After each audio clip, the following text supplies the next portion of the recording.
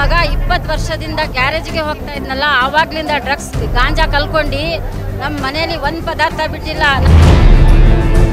ತಿನ್ನೋದು ಅಕ್ಕಿ ತಗೊಂಡೋಗಿ ಮಾರಿ ಅವನು ಗಾಂಜಾ ತಗೊಂಡಿದ್ದಾನೆ ಸರ್.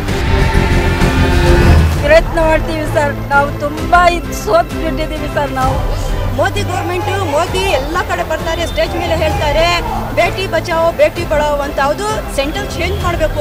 ಅವ್ರು ಹೇಳಬೇಕು ಅಂದರೆ ರೇಪಿಸ್ಟ್ ಬಚಾವೋ ರೇಪಿಸ್ಟ್ ಪಡಾವೋ ಅಂತ ಹೇಳಬೇಕು. ಅದೆಲ್ಲ ನಶಗಳು, ಅದು ಇಂಜೆಕ್ಷನ್ 10 ತಿಂಗಳು ಮಕ್ಕಳು, 10 ವರ್ಷದ ಮಕ್ಕಳು ತಗೊಳ್ತಾವ್ರೆ.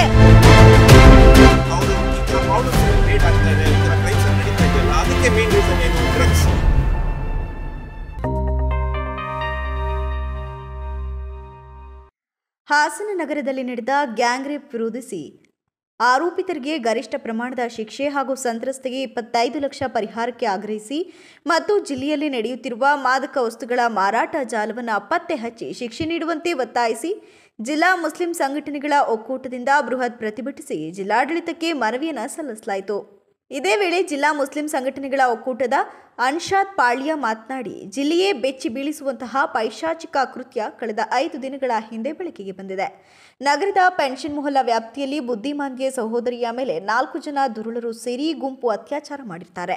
ಈ ಘಟನೆಯಿಂದಾಗಿ ಇಡೀ ಸಮುದಾಯ ಇಂದು ಬಹಳ ನೋವಿನಿಂದ ಸಂತ್ರಸ್ತ ಕುಟುಂಬದ ಜೊತೆ ಇದ್ದೇವೆ ಎನ್ನುವ ಸಂದೇಶವನ್ನು ನೀಡುತ್ತಾ, ಈ ಪ್ರಕರಣವು ಪೊಲೀಸ್ ಇಲಾಖೆಯ ಗಮನಕ್ಕೆ ಬಂದ 24 ಗಂಟೆಯೊಳಗೆ ಆರೋಪಿಗಳನ್ನು ಬಂಧಿಸಿದ್ದು, ಪೊಲೀಸರ ಈ ಕಾರ್ಯಕ್ಕೆ ಸಾರ್ವಜನಿಕರು ಮೆಚ್ಚುಗೆಯನ್ನು ವ್ಯಕ್ತಪಡಿಸಿದ್ದಾರೆ.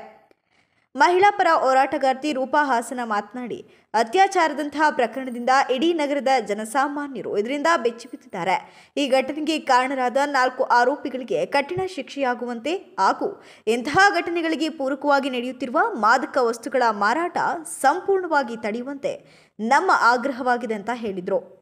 ಜನಪರ ಹೋರಾಟಗಾರ ಧರ್ಮೇಶ್ ಮಾತನಾಡಿ, ಈ ಪ್ರತಿಭಟನೆ ಪ್ರಮುಖ ಒತ್ತಾಯಗಳೆಂದರೆ ಅತ್ಯಾಚಾರ ಪ್ರಕರಣದಲ್ಲಿ ಭಾಗಿಯಾಗಿರುವ ಆರೋಪಿತರಿಗೆ ಗರಿಷ್ಠ ಪ್ರಮಾಣದ ಶಿಕ್ಷೆಯಾಗುವಂತೆ ನೋಡಿಕೊಳ್ಬೇಕು, ಈ ಪ್ರಕರಣವನ್ನು ನಡೆಸೋಕೆ ವಿಶೇಷ ನ್ಯಾಯಾಲಯ ರಚಿಸಬೇಕು ಹಾಗೂ ವಿಶೇಷ ಸರ್ಕಾರಿ ಅಭಿಯೋಜಕರನ್ನು ಸರ್ಕಾರ ನೇಮಿಸಬೇಕು. ಹಾಸನ ಜಿಲ್ಲೆಯಲ್ಲಿ ನಡೆಯುತ್ತಿರುವ ಮಾದಕ ವಸ್ತುಗಳ ಮಾರಾಟ ಜಾಲವನ್ನು ಪತ್ತೆ ಹಚ್ಚಿ ಶಿಕ್ಷೆಗೆ ಒಳಪಡಿಸಬೇಕು ಹಾಗೂ ಅಲ್ಪಸಂಖ್ಯಾತ ಸಮುದಾಯ ಹೆಚ್ಚಿರುವ ಮೊಹಲ್ಲಾಗಳಲ್ಲಿ ವಿದ್ಯಾರ್ಥಿ ಯುವಜನ ಸಂವಾದ ಕಾರ್ಯಕ್ರಮಗಳನ್ನು ನಡೆಸಿ ಮಾದಕ ವಸ್ತುಗಳ ಮಾರಾಟದ ಹಾಗೂ ಸೇವನೆಯ ಪರಿಣಾಮಗಳ ಬಗ್ಗೆ ಚರ್ಚಿಸುವ ಕಾರ್ಯಕ್ರಮಗಳನ್ನು ರೂಪಿಸಬೇಕು ಅಂತ ಪ್ರತಿಭಟನೆಯಲ್ಲಿ ಒತ್ತಾಯಿಸಲಾಗಿದೆ ಅಂತ ಹೇಳಿದರು. ಪ್ರತಿಭಟನೆಯಲ್ಲಿ ಅಂತಾರಾಷ್ಟ್ರೀಯ ಕಲಾವಿದ ಕೆಟಿ ಶಿವಪ್ರಸಾದ್, ಮಾದಿಗ ದಂಡೋರ ಜಿಲ್ಲಾಧ್ಯಕ್ಷ ವಿಜಯ್ ಕುಮಾರ್, ಜನಪರ ಪೂರಕ ಸಂಘಟನೆಯ ಪ್ರಮುಖ ನವೀನ್ ಕುಮಾರ್, ಜಿಲ್ಲಾ ಮುಸ್ಲಿಂ ಸಂಘಟನೆಗಳ ಒಕ್ಕೂಟದ ಸದಸ್ಯರಾದ ಸೈಯದ್ ಯೂಸುಫ್, ಆಮೀರ್ ಜಾನ್, ಸೈಯದ್ ಅನ್ಸರ್, ಫೈರೋಜ್ ಪಾಷಾ, ಇಮ್ರಾನ್ ಅರೆಹಳ್ಳಿ, ಮುಬಾಶಿರ್, ಸಮೀರ್, ಸಾಹಿರಾ ಬಾನು, ರೂಬಿ ವಾಹಿದ್, ಸೂಫಿ ಇಬ್ರಾಹಿಂ, ಫರೀದ್, ನವೀದ್, ಅಕ್ರಮ್ ಪಾಷಾ, ಫಾಜಿಲ್, ಸತ್ತಾರ್, ಅರ್ಬಾಜ್, ಶಾಹಿರಾ, ರೂಬಿ ವಾಹಿದ್ ಸಾವಿರಾರು ಜನರು ಉಪಸ್ಥಿತರಿದ್ದರು. ಇವತ್ತು ಹಾಸನ ಅತ್ಯಂತ ಅಮಾನವೀಯವಾದಂತಹ ಮತ್ತು ಅಮಾನುಷವಾದಂತಹ ಒಂದು ಕೃತ್ಯಕ್ಕೆ ಸಾಕ್ಷಿಯಾಗಿದೆ. ನಾವೆಲ್ಲರೂ ಕೂಡ ಮನುಷ್ಯರು ಅಂದ್ಕೊಳ್ಳೋರು ಎಲ್ಲರೂ ತಲೆ ತಗ್ಗಿಸಬೇಕಾದಂತಹ ವಿಚಾರ ಇದು. ಯಾಕೆ ಅಂತಂದರೆ ಅತ್ಯಾಚಾರಕ್ಕೆ ಒಳಗಾದಂತಹ ಹೆಣ್ಣು ಮಗಳು ಒಬ್ಬ ಬುದ್ಧಿಮಾಂದ್ಯ ಹೆಣ್ಮಗಳು ಅನ್ನುವಂಥದ್ದು ಮತ್ತು ಅಸಹಾಯಕ ಸ್ಥಿತಿಯಲ್ಲಿರುವಂಥ ಹೆಣ್ಮಗಳು ಅನ್ನುವಂಥದ್ದು ನಾವೆಲ್ಲರೂ ಕೂಡ ಆ ಸಂತ್ರಸ್ತೆ ಮತ್ತು ಅವರೆಲ್ಲರ ಕುಟುಂಬದ ಜೊತೆಗೆ ನಿಂತಿದ್ದೀವಿ ಅಂತ ಹೇಳೋದಕ್ಕೆ ನಾವಿವತ್ತು ಈ ಪ್ರಮಾಣದಲ್ಲಿ ಎಲ್ಲರೂ ಸೇರಿದ್ದೀವಿ. ನಾವು ಇವತ್ತು ಯಾವುದೇ ಜಾತಿ ಮತ ಬೇರೆ ಯಾವುದನ್ನು ಯೋಚನೆ ಮಾಡದೆ ಇವತ್ತು ಯಾಕೆ ಇಲ್ಲಿ ಸೇರಿದ್ದೀವಿ ಅಂತಂದರೆ ಇದು ಮನುಷ್ಯತ್ವದ ಮೇಲೆ ಆಗಿರುವಂತಹ ಒಂದು ಆಘಾತಕಾರಿಯಾದಂತಹ ವಿಷಯ. ಹಾಗಾಗಿ ನಾವೆಲ್ಲರೂ ಕೂಡ ಇವತ್ತು ಒಕ್ಕೊರಲಿನಿಂದ ನ್ಯಾಯಕ್ಕಾಗಿ ಇಲ್ಲಿ ಕೇಳೋದಕ್ಕೆ ಅಂತಂದ್ಬಿಟ್ಟು ಬೀದಿಗೆ ಇಳಿದು ಬಂದಿದ್ದೀವಿ. ಇವತ್ತು ಮುಖ್ಯವಾಗಿ ನಾವು ಕೇಳ್ಕೊಳ್ತಾ ಇರುವಂಥದ್ದು, ಯಾವುದೇ ಕಾರಣಕ್ಕೂ ಬೇಲ್ ಸಿಗದೆ ಇರುವಂಥದ್ದನ್ನು ನೋಡ್ಕೊಳ್ಳೋವಂಥ ಜವಾಬ್ದಾರಿ ನಮ್ಮ ಮೇಲಿದೆ. ಎರಡನೇದಾಗಿ ಸೆಕ್ಷನ್ಗಳನ್ನು ಸರಿಯಾಗಿ ಹಾಕಿಲ್ಲ, ಅಪರಾಧದ ಸೆಕ್ಷನ್ಗಳನ್ನು ಸರಿಯಾಗಿ ಹಾಕಿಲ್ಲ. ಹಾಗಾಗಿ ತಕ್ಷಣದಲ್ಲಿ ನಮ್ಮೆಲ್ಲ ಸಹೋದರರನ್ನ ನಾನು ಕೇಳ್ಕೊಂಡಿದ್ದೀನಿ. ಇವತ್ತು ಇದು ಕಿಡ್ನ್ಯಾಪ್ ಕೇಸನ್ನು ಇದರೊಳಗಡೆ ಮಾಡಲೇಬೇಕು, ಸೆಕ್ಷನನ್ನು ಹಾಕಬೇಕು. ಯಾಕೆಂದರೆ ಮನೆಗೆ ಹೋಗಿ ಮನೆಯಿಂದ ಹೆಣ್ಮಗಳನ್ನ ಕರ್ಕೊಂಡು ಹೋಗಿದ್ದಾಳೆ ಮತ್ತು ಆ ಹೆಣ್ಮಗಳು ಬುದ್ಧಿ ಮಾಂದ್ಯತೆ ಇರುವಂಥ ಹೆಣ್ಮಗಳಾಗಿರೋದ್ರಿಂದ ಇದು ಕಿಡ್ನ್ಯಾಪ್ ಕೇಸನ್ನು ಸೆಕ್ಷನನ್ನು ಕಡ್ಡಾಯವಾಗಿ ಇಲ್ಲಿ ಅಳವಡಿಸಬೇಕು ಅಂತ ಹೇಳಿಬಿಟ್ಟು ನಾನು ಹಕ್ಕೊತ್ತಾಯವನ್ನು ಈ ಮೂಲಕ ಮಾಡ್ತಾ ಇದ್ದೀನಿ. ಅದ್ರ ಜೊತೆಗೆ ಫಾಸ್ಟ್ ಟ್ರ್ಯಾಕ್ ಕೋರ್ಟ್ ಮೂಲಕ ಈ ನ್ಯಾಯವನ್ನು ತ್ವರಿತಗತಿಯಲ್ಲಿ ದೊರಕಿಸುವಂಥದ್ದು ನಮ್ಮೆಲ್ಲರಿಗೆ ಇವತ್ತು ಆದ್ಯತೆ ಆಗಬೇಕು. ಯಾಕೆಂದರೆ ಯಾವತ್ತೋ 10 ವರ್ಷ 15 ವರ್ಷ 20 ವರ್ಷದ ನಂತರ ಬಂದಿದ್ದ ನ್ಯಾಯ ಅಲ್ಲ ಅದು. ನಮಗೆ ತಕ್ಷಣದಲ್ಲಿ ನ್ಯಾಯ ದೊರಕಬೇಕು ಅಂತ ನಾವೆಲ್ಲ ಹಕ್ಕೊತ್ತಾಯ ಮಾಡ್ತಾ ಇದ್ದೀವಿ. ಹಾಗಾಗಿ ಎಲ್ಲರ ಹಕ್ಕೊತ್ತಾಯದ ಮೂಲಕ ನಾವು ಫಾಸ್ಟ್ ಟ್ರ್ಯಾಕ್ ಕೋರ್ಟ್ನ ಮಾಡಿ ಅದಕ್ಕೆ ವಿಶೇಷ ಅಭಿಯೋಜಕರನ್ನ ನೇಮಿಸಿ ಈ ತಕ್ಷಣದಲ್ಲಿ ಇತ್ಯರ್ಥ ಮಾಡಿಕೊಡ್ಬೇಕು ಅಂತ ಕೂಡ ನಾವು ಕೇಳ್ತಾ ಇದ್ದೀವಿ. ಇದ್ರ ಜೊತೆಗೆ ಮುಖ್ಯವಾಗಿ ಅಪರಾಧಿಗಳನ್ನ ಹಿಡಿಯೋದಷ್ಟೇ ಅಲ್ಲ ಪೊಲೀಸ್ನವರ ಕರ್ತವ್ಯ, ಅಪರಾಧಗಳು ಆಗದ ಹಾಗೆ ತಡೆಯೋದು ಕೂಡ ಪೊಲೀಸ್ನವರ ಕರ್ತವ್ಯ. ಅದು ಕಾನೂನು ಮತ್ತು ಸುವ್ಯವಸ್ಥೆ ಎರಡು ಅವರ ಜವಾಬ್ದಾರಿ. ಲಾ ಅಂಡ್ ಆರ್ಡರ್, ಯಾವುದೋ ಅಪರಾಧ ನಡೆದ ನಂತರ ಆಮೇಲೆ ಹೋಗಿ ಅವ್ರನ್ನ ಅರೆಸ್ಟ್ ಮಾಡೋದು ಅಷ್ಟೇ ಅಲ್ಲ ಅವ್ರ ಕೆಲಸ. ಇಲ್ಲಿ ಕಾನೂನು ಸುವ್ಯವಸ್ಥೆಯನ್ನ ಜಿಲ್ಲೆಯೊಳಗಡೆ ಕಾಪಾಡೋದು ಕೂಡ ಪೊಲೀಸ್ ಇಲಾಖೆಯ ಜವಾಬ್ದಾರಿ. ಹಾಗಾಗಿ ಇವತ್ತು ಮಾದಕ ದ್ರವ್ಯಗಳು, ಅಫೀಮು, ಗಾಂಜಾ ಪೆಟ್ಟಿಗೆ ಅಂಗಡಿಗಳಲ್ಲಿ ಕೂಡ, ಮೆಡಿಕಲ್ ಸ್ಟೋರ್ಗಳಲ್ಲಿ ಕೂಡ ಮಾರಾಟ ಆಗ್ತಾ ಇದೆ ಅಂತ ಕೇಳ್ತಾ ಇರೋದು ಅತ್ಯಂತ ಗಾಬರಿ ಹುಟ್ಟಿಸ್ತಾ ಇರುವಂತದ್ದು ನಮಗೆ. ಹಾಗಾಗಿ ತಕ್ಷಣದಲ್ಲಿ ಅವನ್ನ ನಿರ್ಬಂಧಿಸುವಂತಹ ಕೆಲಸವನ್ನ ಪೊಲೀಸ್ ಇಲಾಖೆ ಮಾಡಬೇಕು. ನಾವು ಈಗ ಮಾತಾಡ್ತಾ 1 ತಿಂಗಳೊಳಗೆ ಇದನ್ನೆಲ್ಲವನ್ನು ನೀವು ನಿರ್ಬಂಧಿಸಿ ಒಂದು ಮಾದಕ ದ್ರವ್ಯ ಮುಕ್ತ ಹಾಸನ ಜಿಲ್ಲೆಯನ್ನ ನಿರ್ಮಾಣ ಮಾಡಬೇಕು ಅಂತ ನಾವು ಹಕ್ಕೊತ್ತಾಯವನ್ನ ಮಾಡಿದೀವಿ. 1 ತಿಂಗಳ ಗಡುವಿನೊಳಗಡೆ ಇದನ್ನ ಸಾಧಿಸಿ ತೋರಿಸಬೇಕು ಪೊಲೀಸ್ನವರು ಅಂತ ಹೇಳಿ ನಾವು ಮತ್ತೊಮ್ಮೆ ಎಲ್ಲ ನಮ್ಮ ಸಹೋದರ ಸಹೋದರಿಯ ಪರವಾಗಿ ನಾನು ಮನವಿಯನ್ನ ಮಾಡ್ಕೊಳ್ತಾ ಇದ್ದೀನಿ. ಧನ್ಯವಾದಗಳು. ಓಕೆ, ಹಾಸನದಲ್ಲಿ ಪ್ರಕರಣ ಬಹಳ ಗಂಭೀರ ಪ್ರಕರಣ. ಈಗಾಗಲೇ ಕಳೆದ ವರ್ಷ ಇಡೀ ದೇಶವನ್ನೇ ಬೆಚ್ಚಿಬಿಡುವಂಥ ಪ್ರಕರಣ ಇತ್ಯರ್ಥ ಆಗಿ, ಕಾನೂನು ಪ್ರಕಾರ ಇತ್ಯರ್ಥ ಆಗಿ, ಆರೋಪಕ್ಕೆ ಶಿಕ್ಷೆ ಆಗಿ ಸಮಾಧಾನ ಪಡೋ ಸಂದರ್ಭದಲ್ಲಿ ಈ ತರಹ ಮತ್ತೊಂದು ಪ್ರಕರಣ ಹಾಸನ ಇರ್ತಕ್ಕಂಥ ಬಹಳ ಆತಂಕ ಸೃಷ್ಟಿ ಮಾಡಿದೆ. ಅದಕ್ಕೆ ಮೂಲ ಕಾರಣ ಆಗಿರ್ತಕ್ಕಂಥ ಈ ಅಪರಾಧಗಳ ತಡೆ ಮಾಡೋ ವಿಚಾರದಲ್ಲಿ ಪೊಲೀಸ್ ಇಲಾಖೆಯ ವೈಫಲ್ಯ ಸಂಪೂರ್ಣ ಕಾಣಿಸ್ತಾ ಇದೆ. ಅಲ್ಲಿ ಜನ ತುಂಬಾ ದಿನದಿಂದ ಒತ್ತಾಯ ಮಾಡಿದ್ದಾರೆ, ಡ್ರಗ್ಸ್ ಕೈಗೆ ಕಡಿವಾಣ ಹಾಕಬೇಕು, ಡ್ರಗ್ಸ್ ಪೆಡ್ರರ್ ಅರೆಸ್ಟ್ ಮಾಡಬೇಕು ಅಂತ. ಆದರೆ ಇದುವರೆಗೂ ಪೊಲೀಸ್ನವರು ಮುಖ್ಯ ಡ್ರಗ್ಸ್ ಪೆಡ್ರರ್ಗಳನ್ನ ಅರೆಸ್ಟ್ ಮಾಡೋದ್ರಿಂದ ಉದಾಹರಣೆಗಳಿಲ್ಲ. ಸೊ ಹಂಗಾಗಿ ನಾವು ಬರೀ ಪರಿಣಾಮಗಳಿಗೆ ಶಿಕ್ಷೆ ಕೊಡೋದಷ್ಟೇ ಕಾರಣವನ್ನ ನಾವು ನಿಯಂತ್ರಣ ಮಾಡಬೇಕಾಗುತ್ತೆ. ಹಾಗಾಗಿ ಈ ಥರದ ಅತ್ಯಾಚಾರ ಹೆಚ್ಚಾದ ಕಾರಣ ಇರ್ತಕ್ಕಂಥ ಕಾರಣಗಳನ್ನ ಹುಡುಕಿ ಅದಕ್ಕೆ ಶಿಕ್ಷೆ ಕೊಡ್ತಕ್ಕಂಥ ಕೆಲಸವನ್ನ ಪೊಲೀಸ್ ಇಲಾಖೆ ಮಾಡಬೇಕಾಗುತ್ತೆ. ಮತ್ತು ಯಾರು ಅತ್ಯಾಚಾರವನ್ನು ಮಾಡಿದರೆ ಅವರಿಗೆ ಅತ್ಯಂತ ಕಠಿಣ ಶಿಕ್ಷೆಯನ್ನ ಸಂಪೂರ್ಣ ಕೊಡಬೇಕು, ಮತ್ತೆ ಫಾಸ್ಟ್ ಟ್ರ್ಯಾಕ್ ಕೋರ್ಟ್ ನಿರ್ಮಾಣ ಮಾಡಬೇಕು ಅಂತ ಮಾಡ್ತೀವಿ. ಇನ್ನೊಂದು ಅತ್ಯಂತ ಮುಖ್ಯವಾಗಿರ್ತಕ್ಕಂಥ ವಿಷಯ ಪ್ರಸ್ತಾಪ ಮಾಡಬಹುದು. ನಿನ್ನೆ ಬಿಜೆಪಿಯ ಮಹಿಳಾ ಮೋರ್ಚಾದವರು ಸಂತ್ರಸ್ತೆಯ ಮನೆಗೆ ಹೋಗಿ ವಿಡಿಯೋ ಮಾಡಿ ಅಪ್ಲೋಡ್ ಮಾಡಿದ್ದಾರೆ. ಆದರೆ ಅತ್ಯಾಚಾರ ಪ್ರಕರಣಗಳಲ್ಲಿ ಸಂತ್ರಸ್ತೆಯ ಹೆಸರನ್ನಾಗಲಿ ಅವರ ವಿಳಾಸವನ್ನಾಗಲಿ ಯಾವುದೇ ಗುರುತುಗಳನ್ನು ಬಹಿರಂಗಪಡಿಸಂಗಿಲ್ಲ. ಇವರು ರಾಜಕೀಯ ಕಾರಣಕ್ಕೋಸ್ಕರ ಕೋಮುವಾದವನ್ನ ಉತ್ತೇಜನ ಮಾಡಬೇಕು ಅನ್ನೋ ಕಾರಣಕ್ಕೆ ಬಿಜೆಪಿಗೂ ಮುಸ್ಲಿಂ ಅತ್ಯಾಚಾರಗಳಂತೂ ಯಾವ ಸಂಬಂಧ ಇಲ್ಲ. ಬೇಕು ನಿರ್ದಿಷ್ಟವಾಗಿ ಆರೋಪಿಗಳು ಮುಸಲ್ಮಾನರು ಅನ್ನೋ ಕಾರಣಕ್ಕೆ ಹೋಗಿರೋದು ಬಹಳ ಖಂಡನೀಯವಾದ್ದು. ಪೊಲೀಸ್ನವರು ಅವ್ರ ಮೇಲೆ ಕ್ರಮ ತಗೋಬೇಕು. ಯಾರೋ ಬಿಜೆಪಿಯ ಮಹಿಳಾ ಮೋರ್ಚಾ ಅಧ್ಯಕ್ಷ ಅಂತ ಅವರು ಸಂತ್ರಸ್ತರ ಮನೆಗೆ ಹೋಗಿ ವಿಡಿಯೋ ಮಾಡಿ ಸಾಮಾಜಿಕ ಮಾಧ್ಯಮಗಳಲ್ಲಿ ವಿಡಿಯೋ ಹಾಕ್ತಾರೆ ಅಂತಂದ್ರೆ ಅದು ಬಹಳ ಅಪರಾಧ ಆಗುತ್ತೆ. ಅವ್ರ ಮೇಲೆ ಸೋಮೋಟೋ ಕೇಸ್ನ ದಾಖಲಿಸಬೇಕು. ಅವ್ರನ್ನ ಯಾರು ಸಂತ್ರಸ್ತೆಯ ಗುರುತನ್ನ ಬಹಿರಂಗಪಡಿಸಿದಂಥ ಆರೋಪದ ಮೇಲೆ ಅವ್ರ ಮೇಲೆ ಪ್ರಕರಣ ದಾಖಲಿಸಬೇಕು ಅನ್ನುವಂಥ ನಾವು ಈ ಮುಖಾಂತರ ಒತ್ತಾಯ ಮಾಡ್ತೀವಿ. ಮತ್ತೊಮ್ಮೆ ಪೊಲೀಸ್ ಇಲಾಖೆ ಹೇಳುವಂಥದ್ದು ಯಾವುದೇ ಕಾರಣ ಇವತ್ತು ಪೆನ್ಷನ್ ಮಾಲದಲ್ಲಿ ಎಷ್ಟು ಸಮಸ್ಯೆಗಳಿದೆ ಅಂತಂದ್ರೆ ಅಲ್ಲಿ ಕ್ರೈಮ್ ಅನ್ನ ವ್ಯವಸ್ಥೆಯೇ ಹುಟ್ಟಾಗ್ತಾ ಇದೆ. ಯಾಕೆ ಅಲ್ಲಿ ಕ್ರೈಮ್ ಜಾಸ್ತಿ ಆಗುತ್ತೆ ಅಂದ್ರೆ ಅಲ್ಲಿ ಜನ ಒಟ್ಟಿಗೆ ಸೇರಕ್ಕೆ ಆಗ್ತಾ ಇಲ್ಲ. ಯಾವುದೇ ತರದ ಮೂಲಭೂತ ಸೌಕರ್ಯಗಳಿಲ್ಲ ಅಲ್ಲಿ.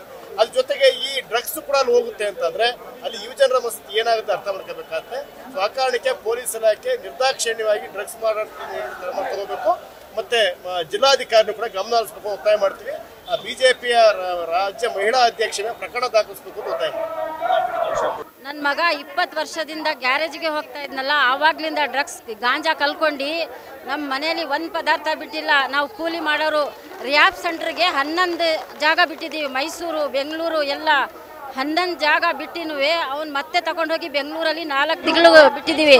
ನಮ್ಮ ಮನೇಲಿ ವ್ಯಾಪಾರ ಮಾಡೋರು, ಕೂಲಿ ಮಾಡೋರು 10,000 8,000 ಮನೆಯಲ್ಲಿದ್ದರೆ ಎಲ್ಲ ಪದಾರ್ಥ ತಗೊಂಡು ಹೋಗ್ತಾನೆ. ನನಗೆ ಹೊಡೆಯೋದು ಬರೀ ಅವನಿಗೆ ಗಾಂಜಾ ಬೇಕು, ಊಟ ಬೇಡ ಅವಳದು ಗಾಂಜಾ ಬೇಕು. ಕೂಲಿ ಮಾಡೋರು ನಾವು ಎಲ್ಲಿಂದ ತಗೊಂಬಂದು ನಾವು ಇದು ಮಾಡೋಣ ಸರ್? ನಾವು ತೊಂದರೆದಲ್ಲಿದ್ದೀವಿ. ಮತ್ತೆ ಬೆಂಗಳೂರಲ್ಲಿ 4 ತಿಂಗಳು ತಗೊಂಡೋಗಿ ಬಿಟ್ಟಿದ್ದೀವಿ ಸರ್. ನಾವು ತಿಂಗಳಿಗೆ 10,000 8,000 ಕಟ್ಟಬೇಕು. ನಾವು ಎಲ್ಲಿಂದ ತಂದು ಕಟ್ಟೋಣ ಸರ್? ನನಗೆ ಅದೇ ಬೇಕೇ ಬೇಕು ಅಂತಾನೆ. ತಾಯಿ ಬೇಡ, ತಂದೆ ಬೇಡ, ಗೊತ್ತಾ? ನಾವು ಅಷ್ಟು ನಿಷ್ಠೂರ ಆಗಿಬಿಟ್ಟಿದ್ದೀವಿ ಸರ್ ಅವನ ಕಡೆಯಿಂದ. ಅವ್ನು ಸತ್ರೂ ನಾವು ಏನೋ ಇದು ಮಾಡಲ್ಲ. ಅವನಿಗೆ ಅಷ್ಟು ನಮಗೆ ತೊಂದರೆ ಕೊಡ್ತಾ ಇದ್ದಾನೆ ಸರ್ ಅವನು. ಅಷ್ಟು ನಮಗೆ ಮನಸ್ಸು ಬೇಜಾರಾಗಿಬಿಟ್ಟಿದೆ ಸರ್. ದಯವಿಟ್ಟು ಇದೊಂದು ನಿಲ್ಲಿಸಿ ನಮಗೆ ಒಳ್ಳೆ ಮಕ್ಕಳಾಗಿ ಇರಬೇಕು ಅಂತ ನಾವು ಪ್ರಯತ್ನ ಮಾಡ್ತೀವಿ ಸರ್. ನಾವು ತುಂಬ ಸೋತು ಬಿಟ್ಟಿದ್ದೀವಿ ಸರ್. ನನ್ನ ಮಗನ ಕಡೆಯಿಂದ ಎಲ್ಲರೂ ಅವನು ಒಂದು ಪದಾರ್ಥ ಬಿಟ್ಟಿಲ್ಲ, ನಮ್ಮ ಮನೇಲಿ ಒಂದು ಹಂಡೆ ಬಿಟ್ಟಿಲ್ಲ. ತಿನ್ನೋದು ಅಕ್ಕಿ ತಗೊಂಡೋಗಿ ಮಾರಿ ಅವನು ಗಾಂಜಾ ತಗೊಂಡಿದ್ದಾನೆ ಸರ್.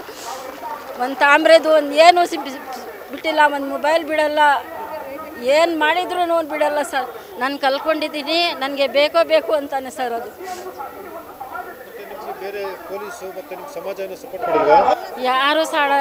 ಯಾರೂ ಮಾಡಲ್ಲ ಸರ್. 1 ರೂಪಾಯಿ ನಾವೇ ಅಲ್ಲಿ ವ್ಯಾಪಾರ ಮಾಡೋದು, ತಗೊಂಡೋಗಿ ಕಟ್ಟೋದು, ಬಡ್ಡಿಗೆ ತಗೊಂಡೋಗಿ ಮನೆ 20,000 ಕಟ್ಟು ಬಂದಿದ್ದೀವಿ ಸರ್ ನಾವು. ಹಾಸನದಲ್ಲಿ ದಿನಾಂಕ 2025 ಏನು ಸಾಮೂಹಿಕ ಅತ್ಯಾಚಾರ ಪ್ರಕರಣಕ್ಕೆ ಬೆಳಕಿಗೆ ಬಂದ ನಂತರದಲ್ಲಿ ಇಡೀ ಹಾಸನ ನಗರದ ಜನತೆ ಇವತ್ತು ಮುಚ್ಚಿಬಿದ್ದಿದ್ದಾರೆ. ಬಹಳ ಮುಖ್ಯವಾಗಿ ಎಲ್ಲೋ ಗುಜರಾತ್, ಬಿಹಾರ ಎಲ್ಲೋ ನಡೀತಾ ಇದ್ದಂಥ ಅತ್ಯಾಚಾರದಂಥ ಪ್ರಕರಣ ಇವತ್ತು ಹಾಸನ ನಗರದಲ್ಲಿ, ಕರ್ನಾಟಕದ ಹಾಸನ ನಗರದಲ್ಲಿ ನಡೆದಿದೆ. ಸೊ ಇದಕ್ಕೆ ಬಹಳ ಮುಖ್ಯವಾದಂಥ ಕಾರಣ ಏನು ಅಂತೇಳಿ ಹುಡುಕೊಂಡು ಹೋದರೆ ನಮಗೆ ಬಹಳ ಮುಖ್ಯವಾಗಿ ಸಿಗುವಂಥದ್ದೇನೆ ಮಾದಕ ವಸ್ತುಗಳ ಮಾರಾಟ ಮತ್ತು ಅದರ ಸೇವನೆ. ಈಗ ಯಾರು ಈ ಅತ್ಯಾಚಾರದ ಪ್ರಕರಣದಲ್ಲಿ ಭಾಗಿಯಾಗಿದ್ದಾರೆ ಅವರು ಕೂಡ ಹಿಂದೆ ಮಾದಕ ವಸ್ತು ಮಾರಾಟ ಸೇವನೆಯಲ್ಲಿ ಪೊಲೀಸ್ನವರು ಆರೋಪಿಯಾಗಿದ್ದಂಥ ಆರೋಪಿಗಳನ್ನೇ ಇವತ್ತು ಅತ್ಯಾಚಾರದ ಪ್ರಕರಣದಲ್ಲೂ ಕೂಡ ಆರೋಪಿಯಾಗಿದ್ದಾರೆ. ಬಹಳ ಮುಖ್ಯವಾಗಿ ಒಂದು ಬುದ್ಧಿಮಾಂದ್ಯ ಹೆಣ್ಣು ಮಗಳ ಮೇಲೆ ಅತ್ಯಾಚಾರದ ಪ್ರಕರಣ ನಡೆದಿದೆ. ಆದರೆ ಇಲ್ಲಿವರೆಗೂ ಕೂಡ ಅತ್ಯಾಚಾರ ಪ್ರಕರಣ ಆಗಿ ಸಾಕಷ್ಟು ದಿನ ಆಗಿದೆ. ಹಾಸನ ನಗರದ ಸಂಸದರಾಗಲಿ, ಶಾಸಕರಾಗಲಿ, ಅಥವಾ ಹಾಸನದ ಜಿಲ್ಲಾಡಳಿತ ಆಗಲಿ, ಅಥವಾ ಹಾಸನದ SP ಅವರಾಗಲಿ ಇದುವರೆಗೂ ಕೂಡ ಒಂದು ಸೌಜನ್ಯಕ್ಕೆ ಆ ಸಂತ್ರಸ್ತೆಯ ಕುಟುಂಬಕ್ಕೆ ನಾವಿದ್ದೇವೆ ಅನ್ನುವಂಥ ಒಂದು ಭರವಸೆಯನ್ನು ಇದುವರೆಗೂ ಕೂಡ ಕೊಟ್ಟಿಲ್ಲ. ಹಾಗಾಗಿ ನಾವು ಹಾಸನ ಜಿಲ್ಲೆಯ ಮುಸ್ಲಿಂ ಸಂಘಟನೆಗಳು ಎಲ್ಲರೂ ಕೂಡ ಒಟ್ಟುಗೂಡಿ, ಹಾಸನದ ಜನಪರ ಪ್ರಗತಿಪರ ಸಂಘಟನೆಗಳು ಒಟ್ಟುಗೂಡಿ ಮೊದಲನೇದಾಗಿ ನಾವು ಅವರಿಗೆ ಸಂತ್ರಸ್ತ ಮಹಿಳೆಯ ಜೊತೆಗೆ ನಾವಿದ್ದೀವಿ ಅನ್ನುವಂಥ ಒಂದು ಭರವಸೆಯನ್ನ ಕೊಡ್ತಾ ಇದ್ದೀವಿ. ಅದ್ರ ಜೊತೆಗೆ ಏನು ಹಾಸನದಲ್ಲಿ ಹಿಗ್ಗಿಲ್ಲದೆ ನಡೀತಾ ಇರುವಂತ ಮಾದಕ ವಸ್ತುಗಳ ಮಾರಾಟ, ನಾವು ಹಿಂಗೆ ಮಾರ್ಕೆಟ್ ನಲ್ಲಿ ತರಕಾರಿ ತಗೋತೀವಿ, ಅದೇ ತರದಲ್ಲಿ ಹಾಸನ ನಗರದಲ್ಲಿ ಎಲ್ಲಂದ್ರಲ್ಲಿ ಗಾಂಜಾ ವಸ್ತುಗಳು ಸಿಗ್ತಾ ಇದೆ. ಸೊ ಇದಕ್ಕೆ ಮೂಲ ಹೊಣೆ ಯಾರು? ಪೊಲೀಸ್ ಡಿಪಾರ್ಟ್ಮೆಂಟ್, ಹಾಗೆ ಇಲಾಖೆ, ಜಿಲ್ಲಾಡಳಿತ ಎಲ್ಲರೂ ಕೂಡ ನೇರವಾಗಿ ಹೊಣೆ.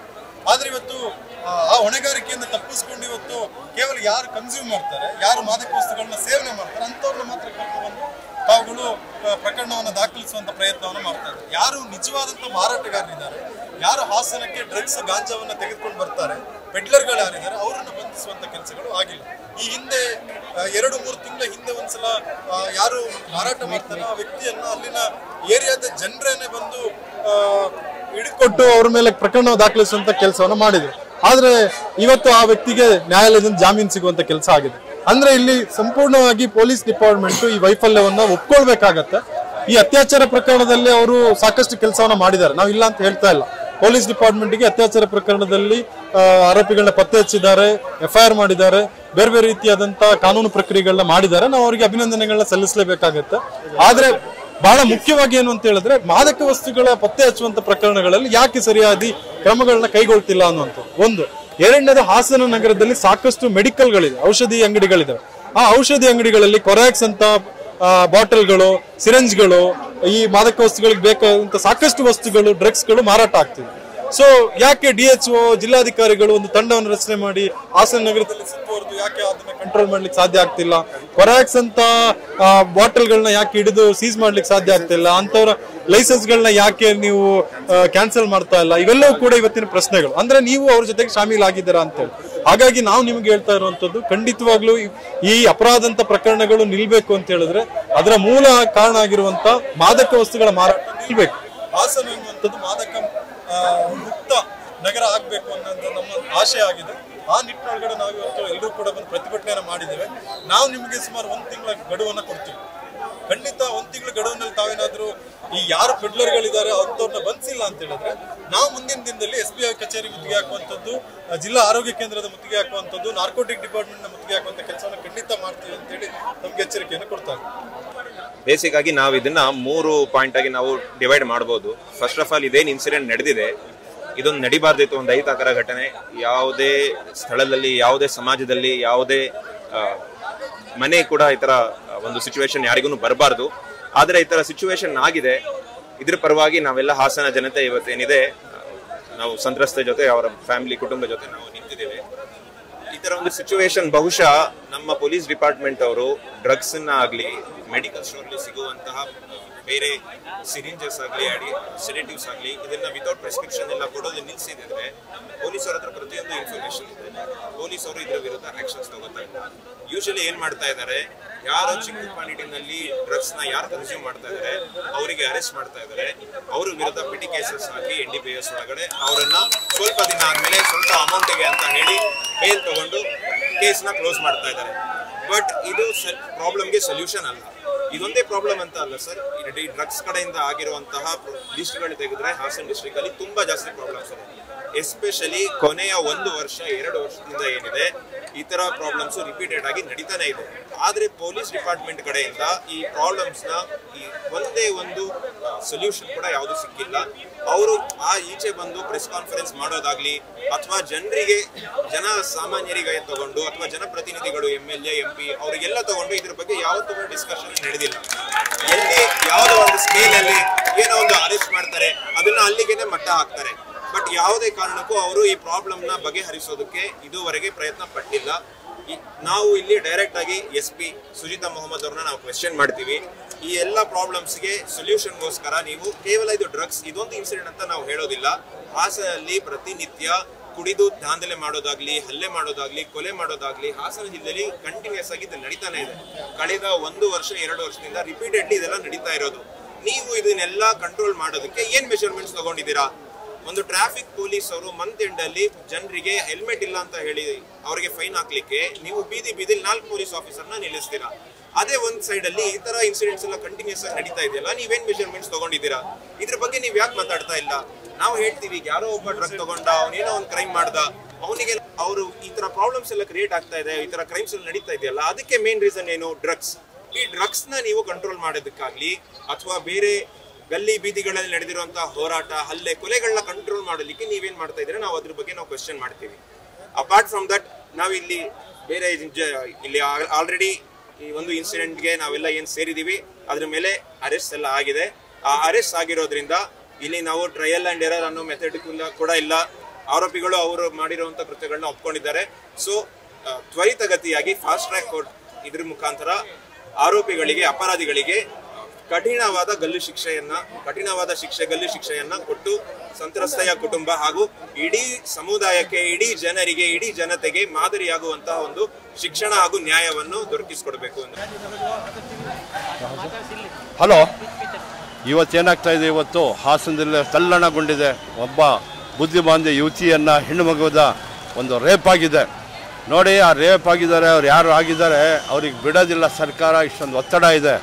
ಆದರೆ ಪೆನ್ಷನ್ ಮೊಹಲಾದ ಪೊಲೀಸ್ ಇದೆಯಲ್ಲ, ಸ್ವಲ್ಪ ಸ್ಟ್ರಾಂಗ್ ಆಗಿ ಬಲಿಷ್ಠರಾಗಿರ್ಬೇಕು. ನೋಡಿ, ಯಾವುದೇ ಒಂದು ಕೃತ್ಯ ಆದರೆ A1 A2 A3 ಅಂತ ಮಾಡ್ತಿರಲ್ಲಪ್ಪ, ಬರೀ ರೇಪರ್ ಮಾಡಿದಾರಲ್ಲ, ಅವ್ನು ಕೊಟ್ಟವ್ರು ಯಾರು, ಯಾವ ಮೆಡಿಕಲಿಂದ ತಂದ, ಎಲ್ಲಿಂದ ತಂದ, ಹೇಗೆ ಬಂತು, ಇದು ಪೊಲೀಸಿನ ಅನ್ವೇಷಣೆ ಇಲ್ವಾ? ರೇಪ್ ಮಾಡಿದ್ರೆ ನೀವು ಬಿಟ್ಟು ನಿಮಗೂ ನಾವು ಡಿಸ್ಮಿಸ್ ಮಾಡುವಂಥ ಹೋರಾಟ ಮಾಡಿಸ್ತೀವಿ. ಆದರೆ ನೀವು ಇದು ಯಾರು ಕೊಟ್ಟು, ಯಾವ ಮೆಡಿಕಲ್ಲು, ಯಾರು ಮಾಡ್ತಾ ಇದ್ದಾರೆ?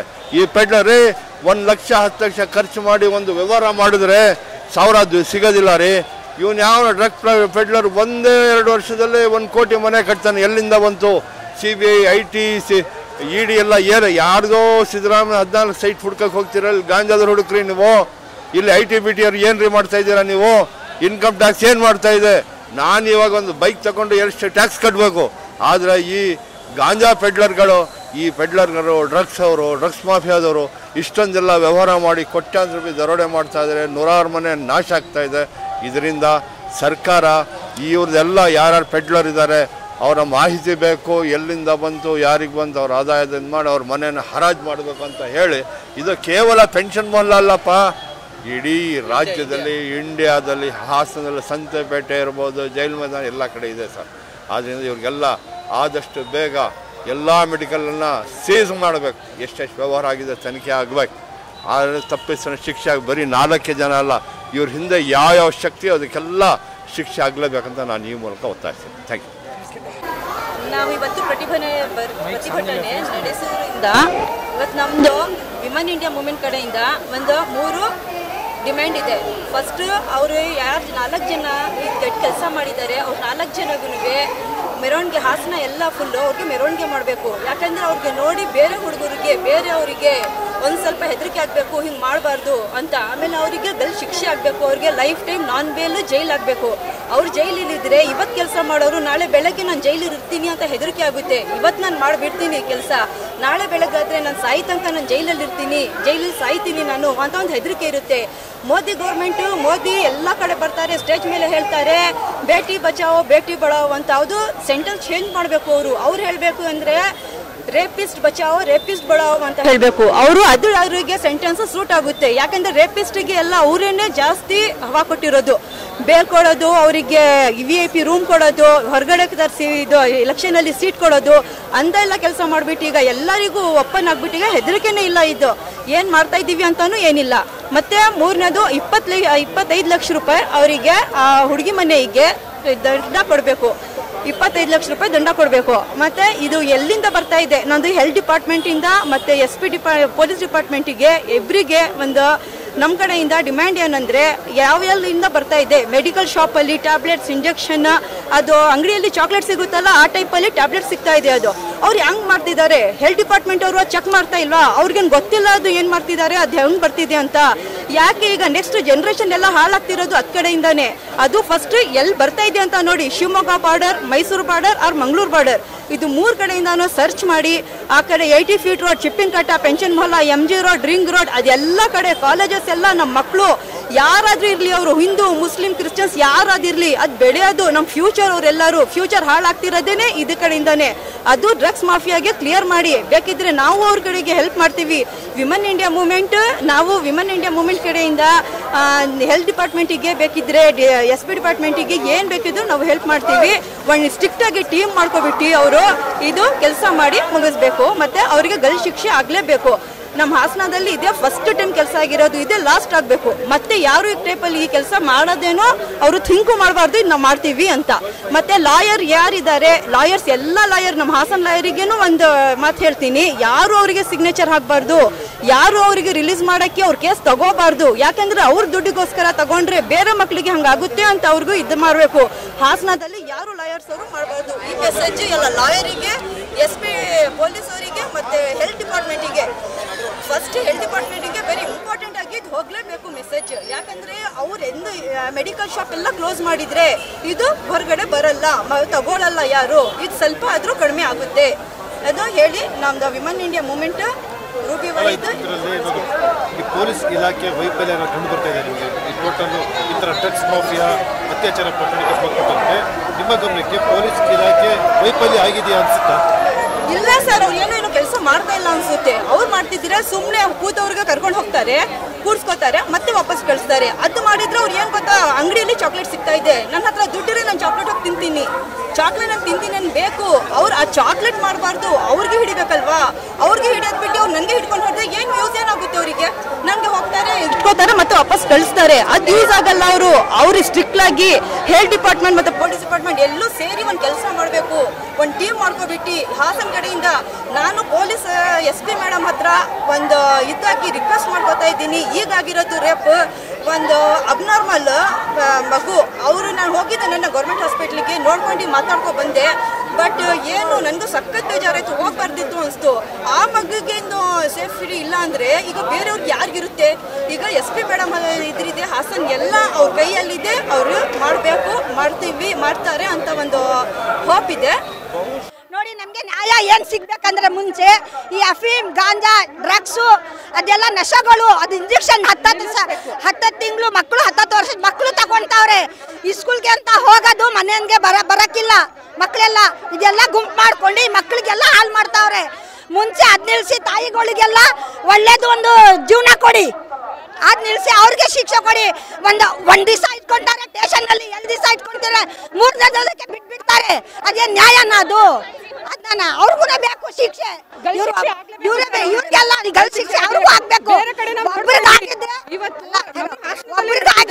ಒಬ್ಬರಿಗಾಗಿದ್ರೆ ಎಲ್ಲ ಎದುರ್ತಾರೆ. ಈ ಆಗಿರೋದು ಯಾಕೋಸ್ಕರ? ನಶಾ ಮಾಡ್ಕೊಂಡು ಮಾಡಿರೋದು. ಒಳ್ಳೆ ಜನ ಯಾರು ಮಾಡಲ್ಲ ಸರ್, ನಶಾ ಮಾಡ್ಕೊಂಡು ಈ ತರ ಮಾಡಿರೋದು. ಅದು ನಶಾ ನಿಲ್ಸಿ ಮುಂಚೆ, ಆಮೇಲೆ ಮಾತಾಡಿ. ಬೇರೆ ಕಡೆ ಎಲ್ಲ ನೋಡ್ತಾ ಇದ್ವಿ ಈ ಥರ ಅತ್ಯಾಚಾರ ಎಲ್ಲ ಆಗಿದೆ ಅಂತ. ಇವತ್ತು ನಮ್ಮ ಹಾಸನದಲ್ಲೇ ನಡೆದಿದೆ ಸರ್. ಈಗ ಈ ಹೆಣ್ಮಕ್ಳು ಹೇಗೆ ಬದುಕಬೇಕು, ಹೇಗೆ ತಿರುಗಾಡಬೇಕು, ಶಾಲಾ ಕಾಲೇಜುಗಳಿಗೆ ಹೇಗೆ ಹೋಗಬೇಕು ಸರ್. ಗಾಂಜಾ ಅಫೀಮು ತುಂಬ ಆಗಿಬಿಟ್ಟಿದೆ ಸರ್. ಮಕ್ಕಳಿಗೆ ನಮಗೆ ಹೆದರಿಕೆ ಆಗ್ತಿದೆ ಸರ್. ಈಗ ಮಕ್ಕಳಿಗೆ ಶಾಲೆ ಕಳ್ಸೋಕ್ಕೆ ಹೆದರಿಕೆ ಆಗ್ತಿದೆ ಸರ್. ನಮ್ಮ ಮನೇಲಿ ಕೆಲಸ ಮಾಡಬೇಕೋ ಇಲ್ಲ ಗಂಡಸರು ಮಕ್ಕಳಿಗೆ ನೋಡ್ಕೊಂಡಿರ್ಬೇಕಾ ಸರ್, ಏನು ಮಾಡ್ಬೇಕಂತ ಹೇಳಿ. ಇದು ಅತ್ಯಾಚಾರ ಮಾಡಿರೋರಿಗೆ ಗಲ್ ಶಿಕ್ಷೆ ಆಗಲೇಬೇಕು ಸರ್, ಕೊಡಿಸ್ಲೇಬೇಕು. ನಾವು ಹೋರಾಟ ಮಾಡ್ತೀವಿ ಸರ್, ಗಲ್ ಶಿಕ್ಷೆ ಆಗಲೇಬೇಕು ಸರ್. ಇದು ಕಾಲದ ಮುಂದ್ಗಡೆ ಎಲ್ಲ ಚರಸ್ ಅಫೀಮ್ ಎಲ್ಲ ಪಾಕೆಟಲ್ಲಿ ತಂದು ಇಟ್ಕೊಳ್ಳೋದು, ಹೋಗ್ತಾ ಬರ್ತಾವಲ್ಲ ಎಲ್ಲರಿಗೂ ದುಡ್ಡು ತೊಗೊಂಡು ಕೊಡೋದು, ಅದೇ ಮಾಡ್ತಾ ಇರೋದು. ಹೆಣ್ಮಕ್ಳು ಸ್ಕೂಲ್ಗೆ ಹೋಗಂಗಿಲ್ಲ, ಅವರು ಏನು ಹೇಳ್ತಾ ಇದ್ದಾರೆ, ಇವನು ಏನೋ ಕರೀತಾ ಇದ್ದಾನೆ ಹೆಸರು ಅಂತ ಹೇಳೋದು ಎಲ್ಲ ಮಾಡೋದು. ನಾವು ಒಂದೇ ಸರಿ ಮನೇಲಿ ಇರೋಕ್ಕಾಗುತ್ತಾ, ಮಕ್ಕಳ ಜೊತೆಲಿ ಇರೋಕ್ಕಾಗುತ್ತಾ?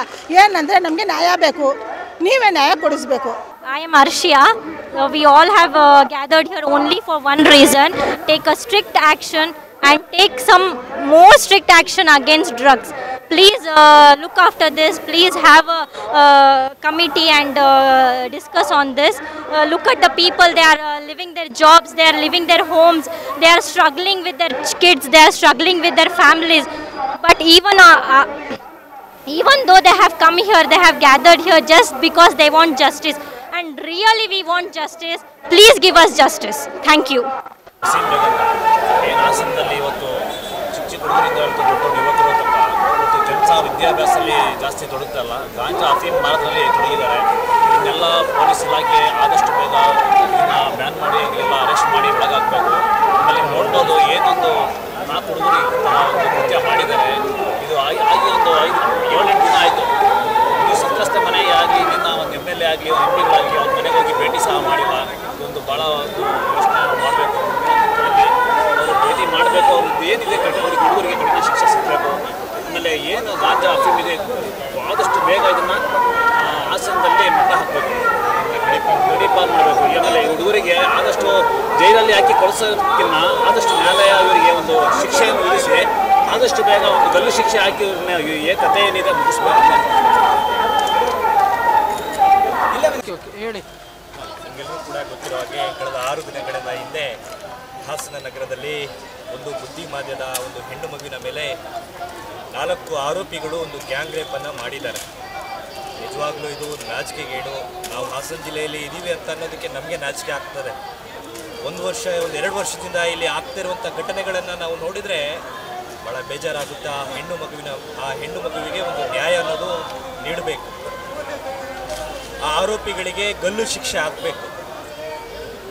ಯಾವುದೇ ರೀತಿಯಾದಂತಹ ಕಾನೂನು ಯಾವ ಥರ ಆಗಿದೆ ಅಂತಂದರೆ, ಈ ರೌಡಿಗಳನ್ನು, ಈ ರೇಪಿಸ್ಟ್ಗಳನ್ನು ಒಂದು 6 ತಿಂಗಳು 1 ವರ್ಷ ಜೈಲಲ್ಲಿ ಇಟ್ಕೊಂಡು ಮತ್ತೆ ಬೇಲ್ ಕೊಟ್ಟು ಹೊರಗಡೆ ಬಿಡ್ತಾರೆ. ಮತ್ತೆ ಅವರು ಹೊರಗಡೆ ಬಂದು ಮತ್ತೆ ಅದೇ ಕೆಲಸ ಮಾಡ್ತಾರೆ. ಇದೆಲ್ಲ ನಿಲ್ಲಬೇಕು. ಮತ್ತು ಆ ಸಂತ್ರಸ್ತೆಗೆ ಜಿಲ್ಲಾಡಳಿತ ಮತ್ತು ಪೊಲೀಸ್ ಇಲಾಖೆ ಇನ್ನೂವರೆಗೂ ಭೇಟಿ ನೀಡಿಲ್ವಂತೆ. ಏನಾಗ್ತಾ ಇದೆ ಕಾನೂನು ಜಿಲ್ಲೆಯಲ್ಲಿ? ನಗರದಲ್ಲಿ ಜನ ಹೇಳ್ತಾ ಇದ್ದಾರೆ ಬರೀ ಹಾಸನಲ್ಲಿ ತರಕಾರಿ ಸಿಗೋ ಹಾಗೆ ಗಾಂಜಾ ಸಿಗ್ತಾ ಇದೆ ಅಂಗಡಿಗಳಲ್ಲಿ ಅಂತ. ಎಲ್ಲಿಂದ ಬರ್ತಾ ಇದೆ? ಇದು ಯಾರು ತಂದು ಕೊಡ್ತಾ ಇರೋದು? ಏನಾರು ಎಷ್ಟು ಜನ ನೀವು ಹಿಡ್ದಿದ್ದೀರಾ? ಜಿಲ್ಲೆಯಲ್ಲಿ ಏನಾದ್ರು ಆಮಲು ಮುಕ್ತ ಆಂದೋಲನ ಏನಾದರೂ ಅಂತ ನೀವು ನಡೆಸಿದ್ದೀರಾ? ಏನೂ ಇಲ್ಲ. ಬೇರೆ ಬೇರೆ ಮಾಹಿತಿಗಳು ಬರ್ತದೆ ನಿಮಗೆ. ಮರ ಎಲ್ಲಿ ಹೋಗ್ತಾ ಇದೆ, ದನಗಳೆಲ್ಲ ಹೋಗ್ತಾ ಇದೆ, ಅವೆಲ್ಲ ನಿಮಗೆ ಮಾಹಿತಿ ಬರ್ತಾ ಇದೆ. ಆದರೆ ಈ ಗಾಂಜಾ ಎಲ್ಲಿ ಮಾರಾಟ ಆಗ್ತಾ ಇದೆ ಅದು ಗೊತ್ತಾಗ್ತಾ ಇಲ್ವಾ? ಹೇಳಿದವ್ರ ಮೇಲೆ ಮತ್ತೆ ಯಾರು ಹೇಳ್ತಾನೆ ಸರ್ ಈ ಥರ ಇಲ್ಲಿ ಸಿಗ್ತಾ ಇದೆ ಅಂತ ಪೊಲೀಸವ್ರಿಗೆ ತಿಳಿಸಿದ್ರೆ, ಯಾರು ಬರ್ತಾನೆ ಮತ್ತೆ ಪೊಲೀಸವ್ರು ಅವ್ನಿಗೆ ಹೇಳ್ತಾರಂತೆ, ನೋಡಪ್ಪ ನಿನ್ನ ಏರಿಯಾದವನೇ ಫೋನ್ ಮಾಡಿದ್ದ ನಿಮಗೆ ಈ ಥರ ಸಿಗ್ತಿದೆ ಅಂತ. ಏನು ಶಾಮೀಲಾಗಿದ್ದೀರಾ ಪೊಲೀಸವ್ರು? ನೀವು ಮಾರ್ತಾ ಇದ್ದಾರಲ್ಲ ಅವ್ರ ಮೇಲೆ, ಅವ್ರ ಜೊತೆ ಏನಾದರೂ ನೀವು ಶಾಮೀಲಾಗಿದ್ದೀರಾ ಇಲ್ಲ ಹಣ ಇಸ್ಕೊತಾ ಇದ್ದೀರಾ? ಇದೆಲ್ಲ ನಿಲ್ಲಬೇಕು. ನಗರದಲ್ಲಿ ನಮ್ಮ ಜಿಲ್ಲೆ ಶಾಂತಿ ಸೌಹಾರ್ದತೆಯಿಂದ ಕೂಡಿರುವಂತಹ ಜಿಲ್ಲೆ. ಇದೆಲ್ಲ ಜಿಲ್ಲೆಯಲ್ಲಿ ನಡಿಬಾರ್ದು. ಆ ಕುಟುಂಬಕ್ಕೆ ನ್ಯಾಯ ದೊರಕಿಸ್ಕೊಡ್ಬೇಕು. ಮತ್ತು ಜಿಲ್ಲಾಧಿಕಾರಿ ಮತ್ತು SP ಅವರು ಇನ್ನೂ ಕೂಡ ಸಂತ್ರಸ್ತೆಗೆ ಭೇಟಿ ನೀಡಿರುವಂತೆ. ಕೂಡಲೇ ಆ ಸಂತ್ರಸ್ತೆಗೆ ಭೇಟಿ ನೀಡಿ ನ್ಯಾಯವನ್ನು ದೊರಕಿಸ್ಕೊಡ್ಬೇಕಂತ ಈ ಮುಖಾಂತರ ನಾನು ಕೇಳ್ಕೊಳ್ತೇನೆ. ಜೀಶಾನ್, ಕರ್ನಾಟಕ ಪ್ರದೇಶ ಕಾಂಗ್ರೆಸ್ ಸಮಿತಿ ಅಲ್ಪಸಂಖ್ಯಾತರ ಇಲಾಖೆ ರಾಜ್ಯ ಪ್ರಧಾನ ಕಾರ್ಯದರ್ಶಿ. ಮುಸ್ಲಿಂ ಒಕ್ಕೂಟದ ಅಧ್ಯಕ್ಷ. ಇವತ್ತು ಜಿಲ್ಲಾಧಿಕಾರಿಗಳ ಕಾರ್ಯಾಲಯದ ಮುಂದೆ ಇಷ್ಟು ಸಹಸ್ರಾರು ಜನ ಸೇರಿರುವ ಉದ್ದೇಶ, ಈ ಕೆಲವು ದಿನಗಳ ಹಿಂದೆ ಹಾಸನದಲ್ಲಿ ಕೆಲವು ಪುಂಡರು ಮಾನವತೆ ಇಲ್ಲದಂಥ ಪಿಶಾಚಿಗಳು ಮಾಡತಕ್ಕಂಥ ಹೇಯ ಕೃತ್ಯದ ವಿರುದ್ಧ ಆ ಪಿಶಾಚಿಗಳಿಗೆ, ಆ ನರಭಕ್ಷಕರಿಗೆ, ನಾರಿಯರ ಗೌರವ ಇಲ್ಲದಂಥ ನರಸತ್ತವರಿಗೆ ಇವರಿಗೆ ಸರಿಯಾದ ಶಿಕ್ಷೆ ಕಾನೂನಿನಲ್ಲಿ ಏನು ಯಾವ ಉನ್ನತ ಮಟ್ಟದ ಕಾನೂನಿದೆ ಅದರಲ್ಲೂ ಶಿಕ್ಷೆ ಕೊಡಬೇಕು.